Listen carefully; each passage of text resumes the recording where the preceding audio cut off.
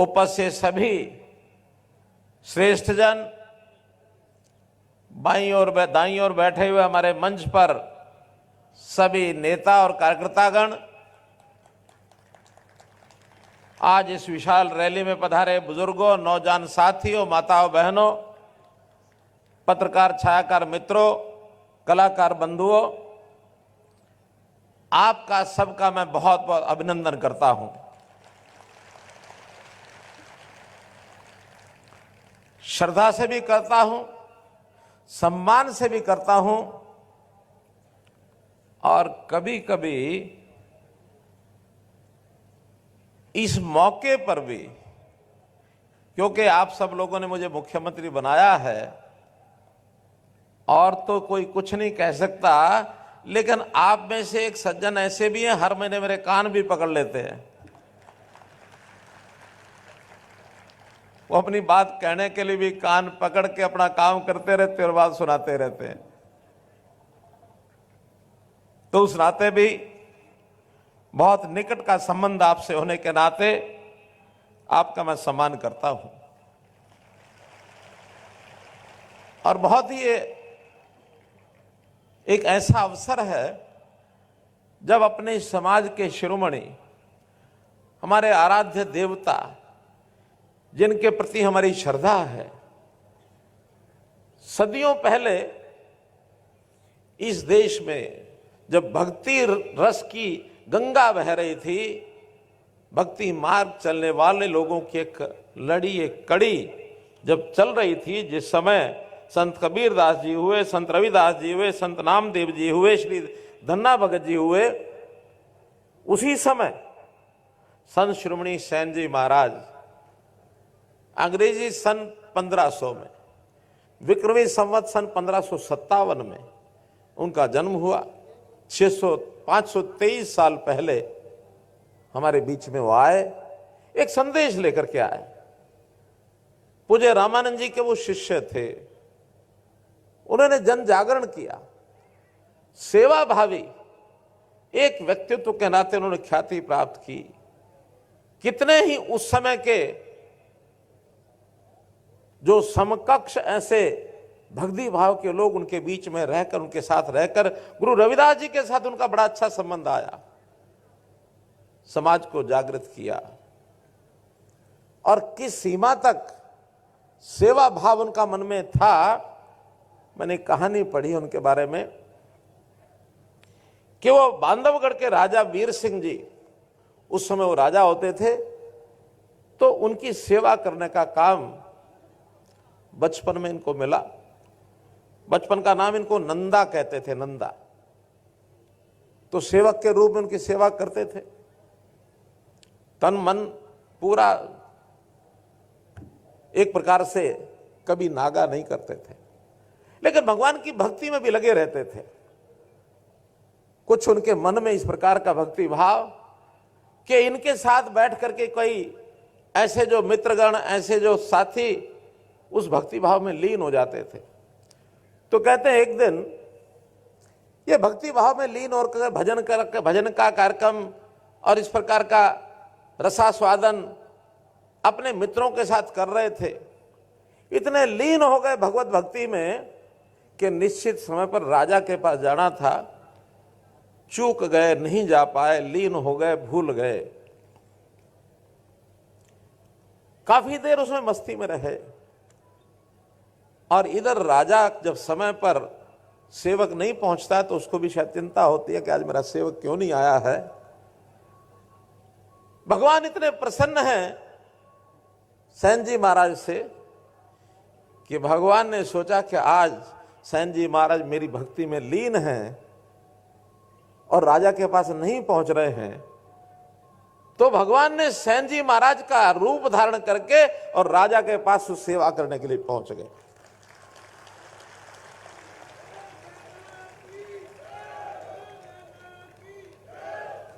राजा की सेवा प्रतिदिन जितनी होती है उससे बढ़िया सेवा की और राजा प्रसन्न हुए। आज की सेवा से राजा इतने प्रसन्न हुए कि शहर में बात फैल गई कि आज सैन महाराज ने, नंदा नाम जो उस समय था, उसने आज राजा को खुश किया। राजा बड़े प्रसन्न थे उसके ऊपर। कई बार खबर अंदर से राज दरबार से निकल आती है, सैनिक लोग निकालते हैं। इधर सैन जी महाराज जब उस भक्ति भाव में लीन थे, अचानक उनको याद आया, आज तो राजा की सेवा करने के लिए मैं पहुंच नहीं पाया, राजा नाराज हो गए होंगे। फटाफट अपने कार्यक्रम बंद किए, दौड़े राजा के घर की तरफ। सैनिक गेट के ऊपर खड़े हैं, सैन महाराज को देख करके सैनिक ने कहा, जल्दी जाओ जल्दी जाओ, राजा बड़े प्रसन्न हैं, जरूर कुछ ना कुछ इनाम भी देंगे। आज तुमने उसकी सेवा उनकी बहुत अच्छी सेवा की है, वो बड़े प्रसन्न हैं, मेरे पास संदेश आया है। इनके मन में डर है, वो कह रहे हैं कि सम्मान करेंगे। डरते हुए अंदर गए और राजा ने खड़े होकर के सैन महाराज को गले लगा लिया। और उस समय कहते हैं कि संत सैन को महाराज की, राजगुरु की, संत सैन महाराज को राजगुरु की उपाधि ये उस समय दे डाली उन्होंने कि हमारे राजगुरु रहेंगे। तो व्यक्ति का जो व्यक्तित्व निखरता है, उभरता है, मालूम नहीं कहां से उभर आए। ऐसे थे संत शिरोमणि सैन जी महाराज। उनके नाम को, उनके जीवन को, उनके विचार को, उनके भक्ति भाव को याद करने के लिए हम तो सब करते ही होंगे, लेकिन जब हमने सरकार बनाई 2014 में, तो ध्यान में क्या आया कि जितने राजनीतिक हैं वो लोग अब याद करते हैं तो अपने बाप को, दादा को, परदादा को उनको याद करते हैं, संतों को भूल गए हैं। और हमें जब मन में विचार लगा कि संत यानी समाज को ठीक रास्ते पर लाने के लिए संतों की जो भूमिका थी, अगर उनको आज बार बार याद कराएंगे तो समाज की दिशा ठीक हो जाएगी। हमने संत महापुरुष विचार मान सम्मान योजना ये बनाई और उसके बाद संतों की जीवनियां, उनकी शताब्दियां ये बनानी शुरू की।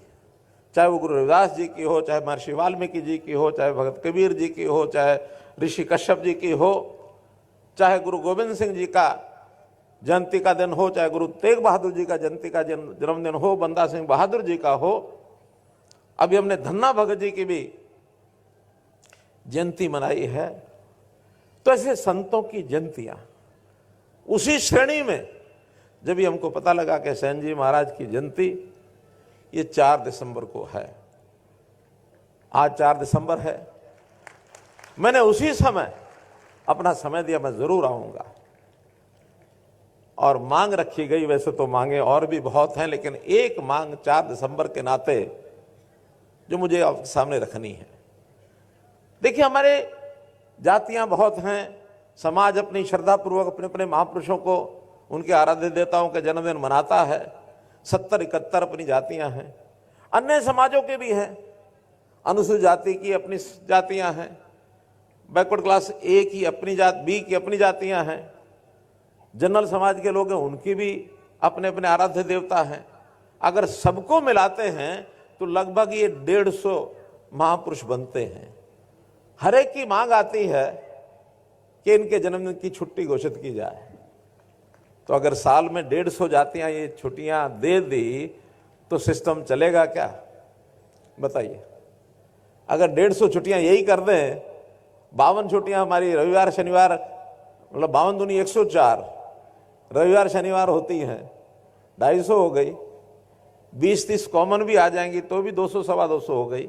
कुछ राष्ट्रीय पर्व होते हैं, 26 जनवरी है, 15 अगस्त है, 2 अक्टूबर है, तो ये सब छुट्टियां तो संभव नहीं है। तो हमने विचार किया कि हम एक और कार्यक्रम करते हैं। अभी तक छुट्टियां 2 प्रकार की हैं, गजेटेड हॉलीडेज, रेस्ट्रिक्टेड हॉलीडेज। अब हमने विचार किया कि तीसरी श्रेणी बनाएंगे और कैलेंडर में भारत सरकार, हरियाणा सरकार का जो कैलेंडर है उसमें उल्लेख करेंगे विशेष दिवस 4 दिसंबर को विशेष दिवस के नाम से कैलेंडर पर रखेंगे, ताकि हर किसी को याद तो रहे कि आज सूर्य सेन जी की जयंती है। किसी भी महापुरुष की जयंती होगी उस दिन विशेष दिवस इस नाम से रखेंगे।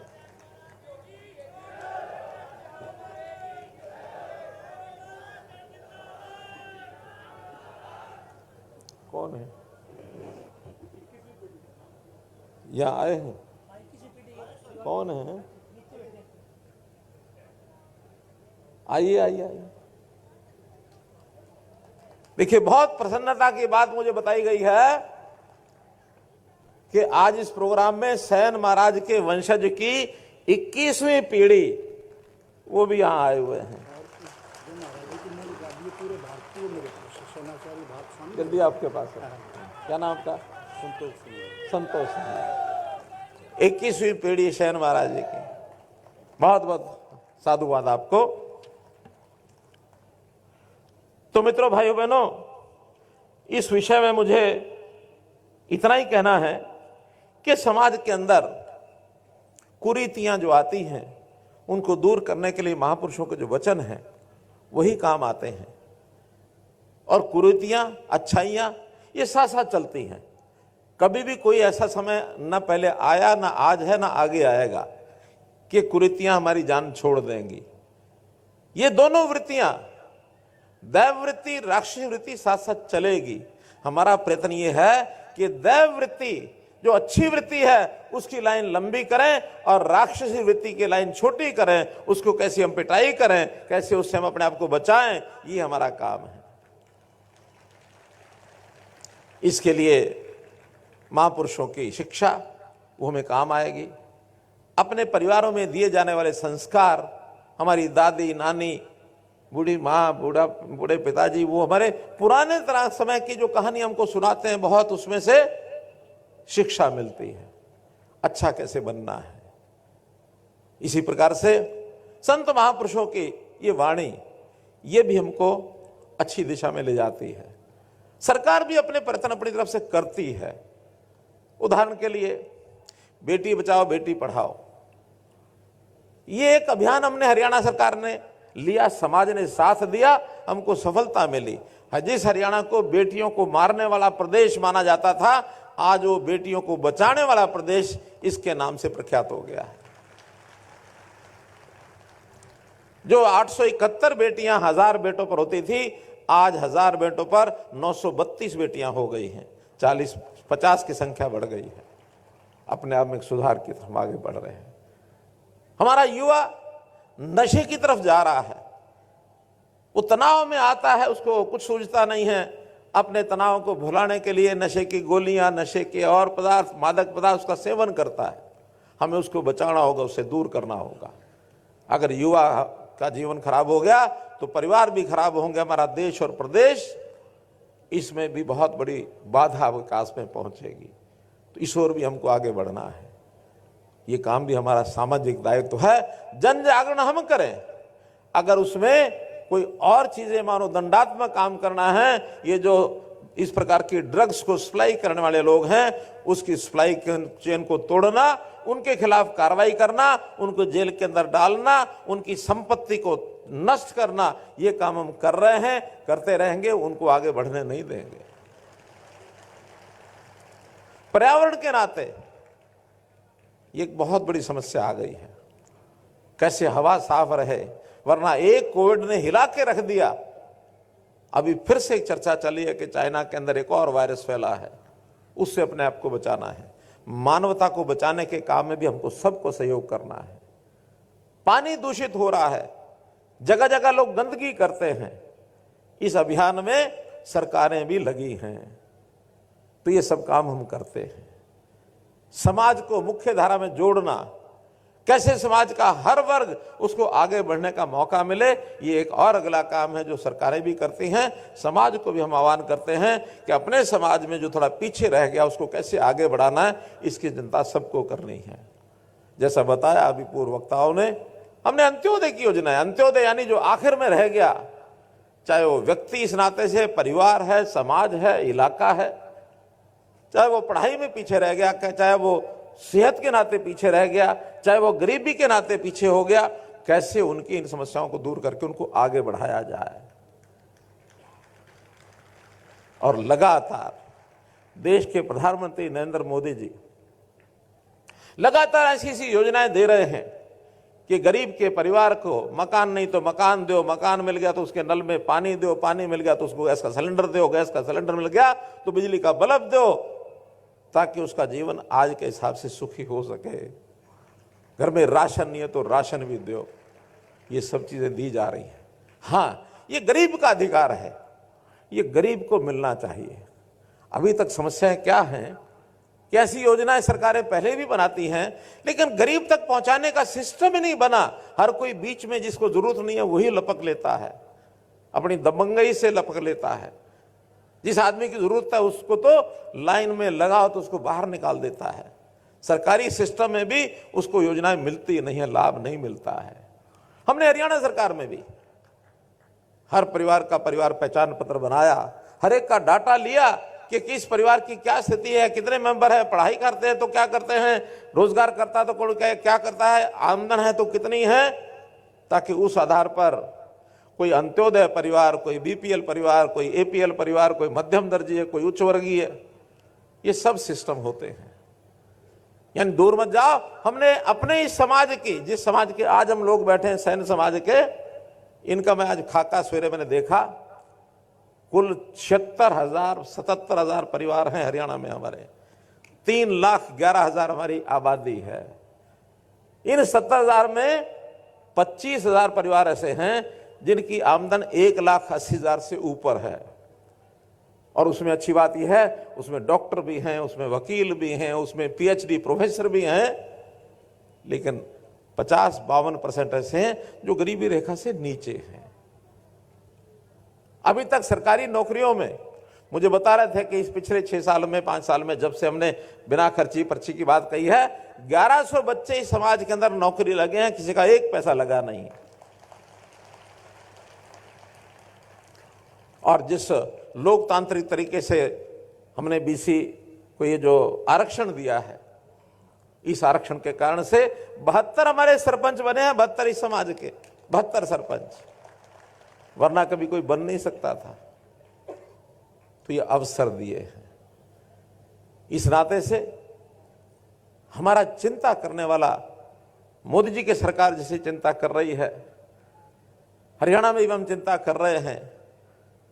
इसका परिणाम कल आपने देख लिया, कल परिणाम देखा ना, 3 प्रदेशों में भारतीय जनता पार्टी अच्छे बहुमत से और सरकार बना ली है। समझो कल परिणाम आ गए हैं, किसी को अपेक्षा भी नहीं थी। हैट्रिक बनी है, अब अगली हैट्रिक मोदी जी के लगेगी, उसके बाद हैट्रिक हरियाणा में भी लगेगी। आप लोग कमर कस लो, आप लोग अपनी कमर कस लो। तो भाइयों बहनों, आज के दिन कहने के लिए बहुत कुछ कहा जा सकता है, लेकिन मैं तो इतनी बात कहूंगा कि विकास के नाते तो बहुत काम होते हैं। आज भी विकास के नाते मैं देखूं तो यहां आज 39 परियोजनाएं ऐसी हैं, 31 के शिलान्यास हुए, 8 का उद्घाटन हुआ है। आज इसी मंच से आकर के और मैंने 590 करोड़ की योजनाओं के शिलान्यास और उद्घाटन किए हैं। एक दिन आकर के 590 करोड़, भले ये जींद जिले के हैं, हर जिले के ऐसे उद्घाटन शिलान्यास हो रहे हैं। और बड़े बड़े काम, पानी की व्यवस्था जींद के लिए, यानी नरवाड़ा में जो भाखड़ा नहर बह रही है, यहां के लोगों ने कहा कि हमको यमुना के बजाय भाखड़ा नहर का पानी लाकर दीजिए। 388 करोड़ रुपए की एकमात्र योजना जिसका आज शिलान्यास किया, 388 करोड़। सीवरेज की व्यवस्था, चाहे वो श्यामनगर जींद का हो और चाहे नरवाड़ा शहर का श्यामनगर हो, नरवाड़ा शहर के अंदर सीवरेज हो, इन दोनों सीवरेज की व्यवस्था की है। 6 सड़कें ऐसी हैं जिनका आज उद्घाटन किया है, लगभग 31 करोड़ रुपए की है, छोटी बड़ी सब सड़कें। कामों की कोई कमी नहीं है। विकास तो जितना पहले सरकारें करती थी उससे हम डबल कर रहे हैं, और पैसा भी उससे आधा लगा रहे हैं। आप कहेंगे कि ये कैसे होता है, काम डबल हो रहा है, पैसा आधा लग रहा है। पैसा पहले जो लगता था वो इन कामों में नहीं लगता था, वो कहां जाता था, कहां जाता था?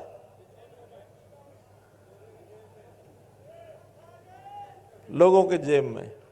और मानते थे वो ईमानदारी से भी माना था राजीव गांधी ने एक बार कि हम ऊपर से 1 रुपया भेजते हैं, नीचे जाते जाते 15 पैसे पहुंचते, 85 का पता नहीं लगता कहां गए, ये उन्होंने माना था। लेकिन आज गारंटी से ऊपर से 100 पैसे भेजते हैं, हर किसी के खाते में 100 के 100 पहुंचते हैं, एक भी बीच में काट नहीं सकता कोई भी, 100 के 100 हर किसी के खाते में पहुंचते हैं। देश के अंदर 40 करोड़ से ज्यादा नए खाते ये खुलवाए मोदी जी ने, हर किसी के परिवार का खाता, बेटियों का खाता। कोई परिवार आज देश में ऐसा नहीं है जिसका बैंक खाता ना हो।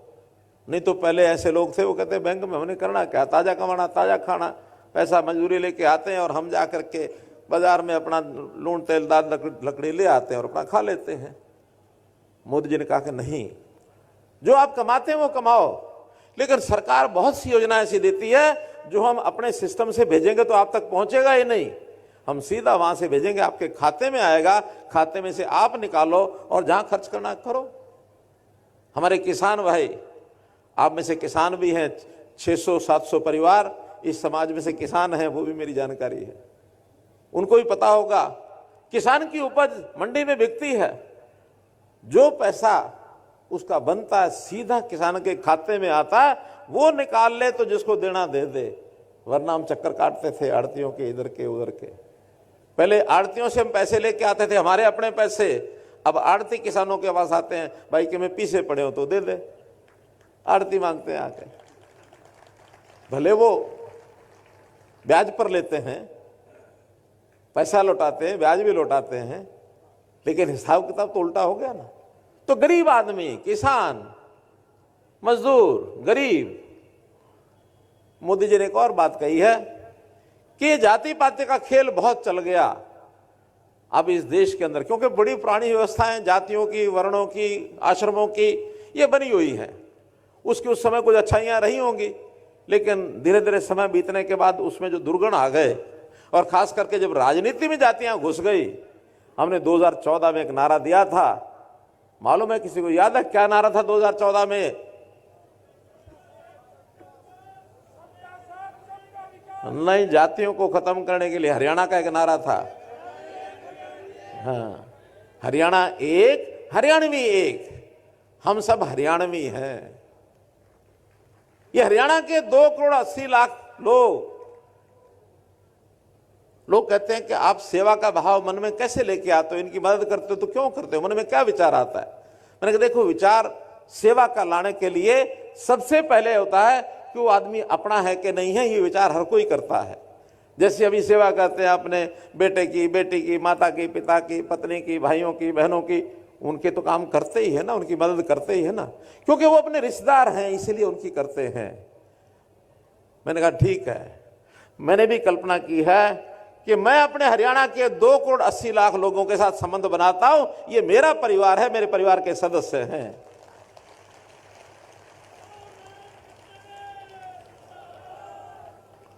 तो भाइयों बहनों, एक पारिवारिक संबंध बना करके हम हरियाणा की जनता इस नाते से आगे बढ़ी है, किसी को तकलीफ ना हो, तकलीफ है तो उसको कैसे दूर करना है, शिक्षा है, पढ़ाई है, उसको कैसे ठीक करना है। अभी मैंने 3 दिन पहले कहा कि हमारी जो बेटियां हैं, उन बेटियों को सरकारी स्कूलों में, कॉलेजों में तो सब शिक्षा फ्री है, लेकिन अगर वो प्राइवेट में पढ़ना चाहती है तो वहां उससे फीस ली जाती है। हमने कहा बेटियां जो गरीब हैं, हमारे यहाँ उस प्रकार के 40,000 परिवार ऐसे हैं जो उस रेखा से नीचे आते हैं, बल्कि 52,000, ऐसे 52,000 परिवारों की बेटियां प्राइवेट कॉलेज में भी पढ़ेंगी, उनको भी उसकी फीस नहीं देनी पड़ेगी, सब बेटियों की फीस सरकार देगी।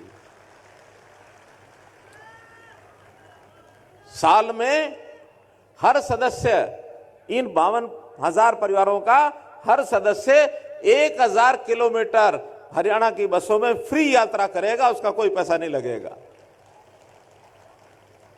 मुझे पता है कि बहुत लोग तो 1,000 किलोमीटर जा ही नहीं पाते हैं। 60 साल से ऊपर के सब लोग, उनकी पेंशन इस महीने तो 2750 मिलेगी, जनवरी की पेंशन 3,000 रुपया मिलेगी, ये उस दिन मैंने घोषणा कर दी है। और केवल उनको मिलती ऐसा नहीं है, हमारी जो ऐसी किन्हीं कारणों से दुर्भाग्य से बहन कोई विधवा हो गई उसको भी मिलती है, जो दिव्यांग है, शरीर से थोड़ा लाचार है, उसको भी मिलती है। हमारे सामने विषय आया कि जिन भाइयों की पत्नी की डेथ हो जाए उनकी चिंता करो। हमने कहा अगर 40 साल के अगर ऐसा कोई व्यक्ति है उसने दोबारा शादी नहीं कराई है, उसको भी 3,000 रुपए का पेंशन जाएगी। और इससे आगे किन्हीं कारणों से किसी भाई बहन की मानो शादी नहीं होती है, ऐसा महिला हो या पुरुष हो, 45 साल की उम्र के बाद उसको भी 3,000 पेंशन देंगे हम। वो शब्द मैं लेना नहीं चाहता जो हरियाणा में लेते हैं, ठीक है ना। उनकी भी एसोसिएशन बन गई है, यहां जींद में, हिसार में एसोसिएशन बनी हुई है, हिसार में। तो मित्रों, काम के नाते तो मैं गिना सकता हूं बहुत, लेकिन चूंकि सूचना मिली है कि जब तक इस खत्म नहीं करेंगे भाषण को तब तक वो राशन भी इंतजार कर रहा है, मिलेगा नहीं, इसलिए जल्दी मुझे खत्म करना है। तो इसमें कुछ मांगे मेरे सामने रखी गई हैं। एक बड़ी मांग, नाम जो है हमारे समाज के नाम के साथ सैन भी लिखा जाता है, नाई भी लिखा जाता है, सैन नाई इकट्ठा लिखा हुआ है। हमने एक पत्र लिख दिया है केंद्र को, उसकी परमिशन मांग ली है कि अब सैन नाम से अलग से अगर हमको अपनी पहचान करानी है तो अलग से हो जाएगी।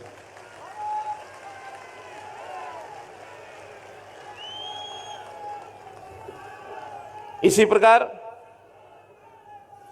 हमारे बच्चों के लिए हमारा जो परंपरागत काम है उसकी सिखलाई के लिए हमको मानो अच्छे सैलून चलाने हैं, अच्छे मेकअप का सिस्टम सीखना है, अच्छे हमारे जो ब्यूटी पार्लर होते हैं वो हमको, हमारी किसी बहन को उसको सीखना है। तो इसके लिए 4 ऐसे केश कला, केश कौशल विकास केंद्र ऐसे 4 जगह पर खोलने की मैं घोषणा करता हूं। एक खुलेगा गुरुग्राम में, एक खुलेगा हिसार में, एक होगा रोहतक में, एक होगा अंबाला में। अब ये 4 कोनों में अलग अलग खुलवाए हैं। अगर इसमें सफलता मिलती है तो हमको इससे आगे बढ़ करके भी खोलने में कोई आपत्ति नहीं है, और जितने सेंटर कहेंगे, क्योंकि हमारे काम की आज डिमांड है, मांग है। अच्छे सैलून, अच्छी मेकअप के स्थान और अच्छे ब्यूटी पार्लर की दुकानें। आज तो शादियों में एक एक मानो सौंदर्य के नाते से जो मेकअप और ये जो सारा सिस्टम होता है ब्यूटी पार्लर का, हजारों हजार रुपए लोग खर्च करके आते हैं। मेरा अनुभव नहीं है, आपका सबका होगा। बहुत खर्च करते हैं लोग, तो उसके क्यों नहीं हम आय का साधन बनाए, अच्छे सिस्टम खड़े करें। आज पैसा खर्च करने वाले बहुत हैं लोग, तो इसलिए ये केंद्र बनाएंगे। विषय आके किसी एक मार्ग का नाम संत शिरोमणि सैन जी महाराज के नाम से रखा जाए, तो करनाल में एक सड़क है दामनवाला हॉस्पिटल सफेद रोड से राज अस्पताल रोहतक रोड तक, जिसको JD7 रोड कहते हैं। इस सड़क का नाम संत शिरोमणि श्री सैन जी महाराज के नाम से रखा जाएगा। इसी प्रकार एक चौक का नाम, हाँ जींद में बताया मैंने, अच्छा वो क्या है कि हमारे करनाल यशपाल ठाकुर, मेरा कुछ संबंध ऐसा बना हुआ है, मुंह से करनाल लेके जाता है। ये जींद का ही है, ये जींद का ही है।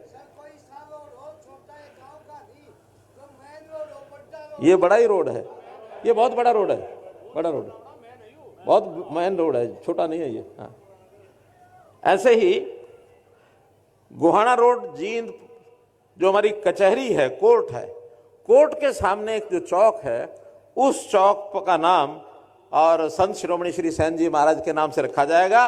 और उस चौक पर अगर हम लोग चाहें तो प्रतिमा भी लगा पाएंगे। अगर कोई स्टेट नेशनल हाईवे का, नेशनल हाईवे रोड तो नहीं है ना, कॉर्नर पर जगह है, तो वहां एक प्रतिमा भी लगाई जा सकती है। एक डिमांड ये आई है कि किसी एक संस्था, तो जिस संस्था का नाम मुझे बताया गया, इनको पता नहीं होगा, उस संस्था का नाम पहले रखा जा चुका है।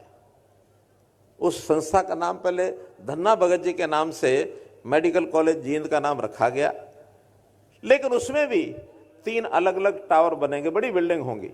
तो एक बिल्डिंग का नाम संत शिरोमणि शहन महाराज जी के नाम से रखी जाएगी, ताकि उनके नाम को अमरता मिले। जो ये चौक की बात आई है, सड़क की बात आई है, तो आप लोग पहचान कर लें, एक भिवानी में और एक करनाल में, चाहे चौक या सड़क, जो आप बताएंगे उनका नाम भी 2 का और रखा देंगे। नहीं, दोनों में ही कह रहा हूं, एक उधर एक उधर, दोनों में है। करनाल में है तो भिवानी में कराओ।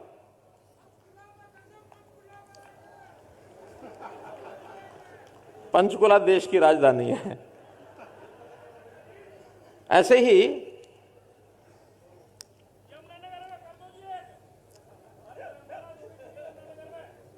यमुनानगर में धर्मशाला प्लॉट है क्या वहां? और एक आपका कुरुक्षेत्र में भी प्लॉट है। अरे मेरा नहीं, एक है ना, आपका अपना है ना।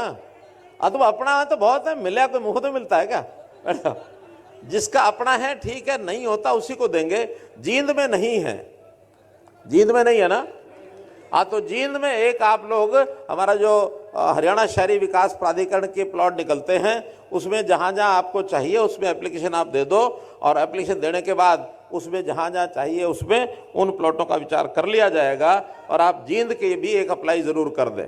जींद में जो बैरागी धर्मशाला के पास प्लॉट है ना, उसमें 4 हिस्से करके और एक 900 गज का, लेकिन आप अप्लाई कर दो, ठीक है। अरे ऐसा ना, आज बाकी वहां आप बुलाओगे तो वहां आके करेंगे, आज तो जींद केंद्रित मामला थोड़ा ज्यादा है। यमुनानगर कर लेंगे। हमारे मेयर साहब बैठे हैं, यमुनानगर मेयर साहब आपको 11 लाख रुपए दे के आएंगे, ठीक है, हो गया, करके आएंगे।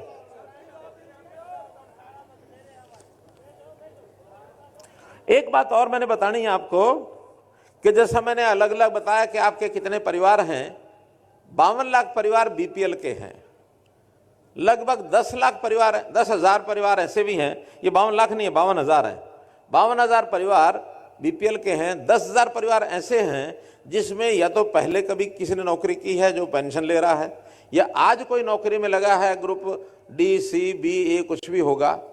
इन 10,000 को छोड़कर के 42,000 परिवार ऐसे हैं, अगर उसमें मेरिट के नाते कोई बच्चा एग्जाम देता है तो उसको अतिरिक्त 5% नंबर ये आपको मिलेंगे उन 42,000 परिवारों को।